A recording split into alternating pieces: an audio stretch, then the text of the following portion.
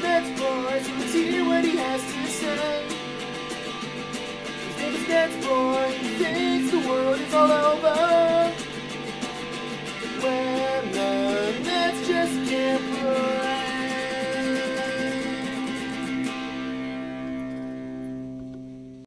What up, Net fans? NetsBoy here, bring your latest in your Brooklyn Nets news. All right, so the Nets went 4-1 the last 5 games since my last NetsBoy episode. And the reality is, they really could have gone 5-0 if Cam Johnson was able to make a three-pointer at the buzzer. But we'll touch upon that in a second. But overall, the Nets did exactly what I wanted and expected them to do.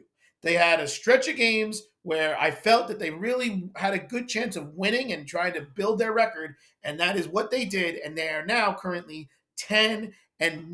Now, before we talk about what happened the last couple of games, we do got to do a little housekeeping and address a few things.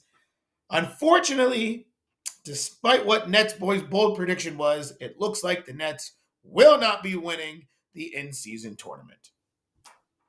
They ended up finishing 3-1 in group play. However, they did not qualify for the knockout round simply because of the fact that they didn't have enough point differential, because that was like the third tiebreaker. So, I mean, look, overall, I'm actually quite pleased with what I saw from the Nets.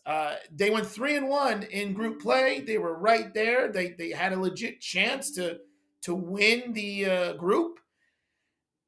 It just didn't happen. But I'm overall satisfied. Like I said, like 3-1, they were right there. They finished second in the group, or I think they had them listed at third though, but they should have been in second because they beat the Magic. The whole thing is really screwy. All right, so the Celtics, the Magic, and the Nets all ended up finishing with 3-1. The Nets beat the Magic, but the Magic beat the Celtics, but the Celtics beat the Nets. So then it came down to point differential, which of those 3 teams, the Nets had the least amount in point differential. The Celtics had the most.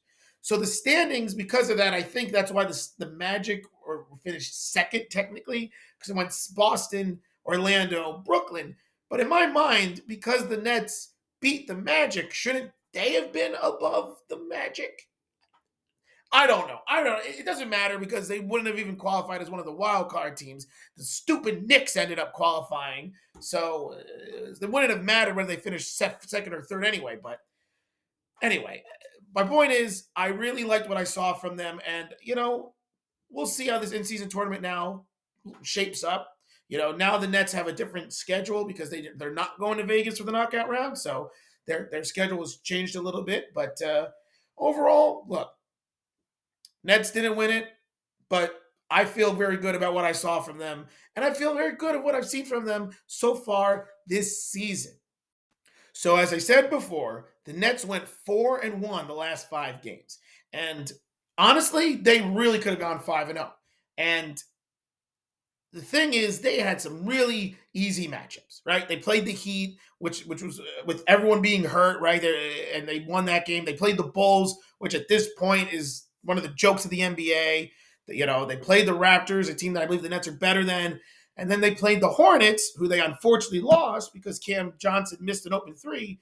But then they bounced back and stopped the Magic's winning streak of 9 games and beat the Magic, a team that at this point is the second best team in the Eastern Conference. So that's a really good stretch for them, 4-1. And I'm pleased about it. But I'm going to talk about the main thing that I'm taking away from all of this. Cam Thomas came back in that Hornets game. Before the Hornets game, the Nets won 3 straight, right? Cam Thomas comes back. And he just starts doing Cam Thomas things, right? He scores 26 points in 25 minutes. And just did what he always does, efficient scoring. Yet, the Nets couldn't play a lick of defense. They couldn't stop the Hornets. They were getting 3-pointers left and right. Terry Rozier was doing what he wanted to do. It was one of the worst defensive performances that we've seen from the Nets. I wonder why that was. Now look, I'm not blaming just Cam Thomas for the fact that the Nets couldn't play a lick of defense. All right, I'm not. All right, one player is not going to make that big of a difference or an impact on the defensive end for the Nets to play as poorly as they did. But it's not a coincidence. All right, it's not a coincidence because the reality is Cam Thomas can't really do anything else other than score, okay? He can't play make, he can't defend, he can't rebound, he can't do anything else. So it does affect the outcome of the defense, especially defensive chemistry. Defense is a lot of team effort, and it's not just individuals, right? But when you have one weak defender who doesn't buy in defensively, it's like it's like the broken, it's like a broken link. It's like a weak link in a chain fence, right? If there's a weak link, it's gonna break, and the whole fence just falls apart. And that's who Cam Thomas is. Now, I touched upon this before. The Nets do need Cam Thomas. They need him and his offense because he is still a great offensive force. He's still a very good shot creator and able to make and take and make tough shots. And they do need that offensive firepower. But it just once again shows you the pros and cons of Cam Thomas. Now, look, I know what a lot of people are thinking. But NetsBoy, if Cam Thomas was out there down the stretch in that Hornets game and he took the last shot instead of Cam Johnson, he would have made it and the Nets would have won. No, no, no, no. I'll tell you what exactly would have happened. If Cam Thomas got the ball down the stretch, instead of passing it to Cam Johnson like Dinwiddie did, he would have won 1-on-3 and taken a dumb contested shot at the end, and it wouldn't have even been close, and it would have been the same outcome. Because that's what Cam Thomas does, okay? He would have, they would have gotten the ball to him, and he would have just become the black hole that he is and just jack up a dumb shot. So don't give me that. The reality was that was the right play. At first, I wasn't thrilled about it. I was screaming at Jock Vaughn to call a timeout, but honestly, Jock Vaughn said, I didn't want the defense to get set. And he was right. You couldn't have asked for a better shot for Cam Johnson. He just didn't make it. So I don't want to hear that Cam Thomas would have made it crap. I don't. And Jock Vaughn did admit that Cam Thomas would have been out there, but he was on a minutes restriction. So he wasn't. So look, it is what it is. The Nets lost. But it just, once again, to me, it's not a coincidence. It also, to me, is not a coincidence that the following game, in which the Nets beat the Magic, stopped the winning streak, and kind of blew them out, though the Magic made it kind of close in the third quarter. I don't think it's a coincidence that the star was Mikal Bridges, who scored 42 points, not Cam Thomas. Cam Thomas had a rough game. He only scored 17 and did not have an efficient shot day. He struggled from the field. Are we trying to say that maybe, just maybe, this Nets team might play better when Cam Thomas is not the jacking up a million shots? Who would have thought that? But that's what it is. So I'm not sure what is going to happen moving forward with this Nets team with Cam Thomas back. The one thing I do know is that there's going to be moments where he's going to cost this team games. And there's going to be moments that he's going to win some games for this team. But at the end of the day, I've said this before and I'm standing by it. Cam Thomas cannot be, at this point in his career, the main focus of your team. You cannot play through him because playing through him means he will actually pass the ball and make the right play. He is, in my mind, a great sixth man candidate, a guy who can play 25 minutes and do what he did in the game against the Hornets. Play 25 minutes, come off the bench and give you 26 points. Instant offense. But when it matters, you play through Mikal Bridges and Spencer Dinwiddie. That is what this Nets team needs to be. And I'm too afraid that that's not going to happen. And I can foresee the Nets starting to lose games that they should be winning because everyone loves Cam Thomas because the guy can make go 1-on-5 and make a contested shot. So I am very nervous. And I think what we saw in those two games with the Hornets and the Magic, just to me, just solidifies my point of what I've said before. Cam Thomas plays losing basketball, and that the Nets will only go as far as the other players take them. Mikal Bridges, Spencer Dinwiddie, Nick Claxton, Cam Johnson, those players will be the reason why the Nets win games. Cam Thomas will be the reason why the Nets lose. I'm sorry. I firmly believe it.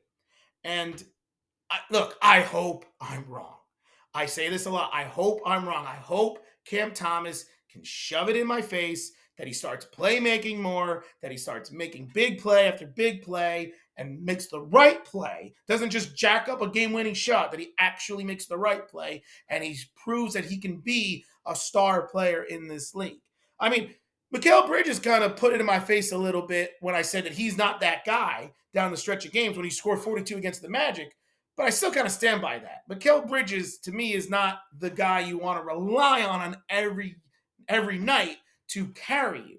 That was my point about Mikal Bridges. He's a good complimentary star, if that's the way to put it. But he's not someone you want to bank in to give you 42 points every night and be the focus of your offense.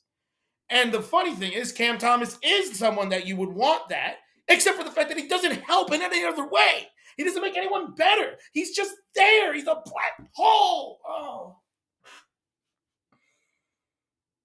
I want nothing more than for the Nets to trade Cam Thomas and Ben the Useless Simmons. Like package them up. Take Ben the Useless Simmons' stupid contract and partner up with Cam Thomas's talent and attach a couple draft picks to it and get me another player.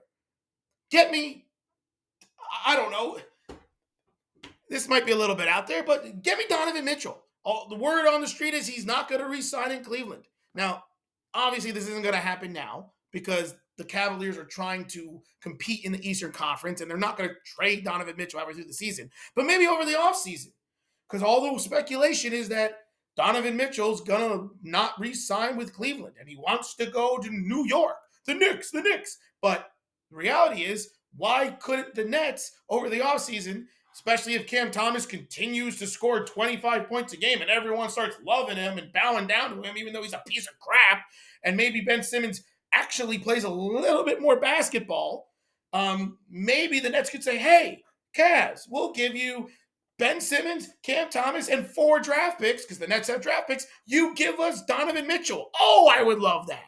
So I don't know. The Nets are stuck with this team, by the way. Like the Nets aren't making any major moves this season, and they really shouldn't, because any move they should make is good. Can't be done unless it's going to help them in the future. Because the Nets aren't winning a championship this year. All right, they're not. We all know that. So they don't want to do anything stupid. So the reality is, Cam Thomas just has to grow. He has to develop as a basketball player, not just as a scorer. He has to learn how to make his teammates better. He has to learn to play some defense. He has to learn to play make. He has to learn for better shot selection. And Ben Simmons, I don't know. You know, he got an epidural on Saturday. They said they're reevaluating another 2 weeks. At this point, I don't even care. I've said it before, and I'll say it again. Whatever the Nets get from Ben Simmons at this point is just a surplus. It's just extra. Because to me, he's not on the team, okay? Dinwiddie's the starting point guard. I actually think the Nets run a little bit better with Dinwiddie as the starting point guard. I think Dinwiddie plays better with the ball in his hands than off the ball, even though he can play off the ball. I like it. Dennis Smith Jr. just came back. We saw his defense, his energy, his grit and grind. I like him. He's a good, solid backup point guard. Let's just, it is what it is with Ben Simmons, all right? Guy doesn't exist. Ben Simmons is a myth. But whatever. Point is, this Nets team, these next couple games are going to be very interesting to see now that this team is honestly relatively healthy. Ben Simmons is the only player missing now on the Nets. I know Dorian Finney-Smith missed some time and Royce O'Neal missed some times, but they're not actually seriously injured. They should be back sooner rather than later. So it's going to be interesting now that this team is relatively healthy, what's going to happen. So I guess we'll just see. Now let's wrap up this episode by looking at the next couple games for the Nets. So because they're not in the in-season tournament, their schedule is a little bit different. But they're playing this Wednesday against the Hawks. Now, they lost to the Hawks the last time they played them. It was a close game. Trae Young made a big shot. The reality is they have to try to win that game. They've got to bounce back because they then have the Wizards. Now, the Wizards are one of those teams that are kind of a joke in the NBA right now. That's another game that they really need to and should win because if they don't, they're in some trouble because the games after the Wizards game, things start getting tough. They got a West Coast trip in which they play the Kings, Suns, Nuggets, Warriors, and then the Jazz.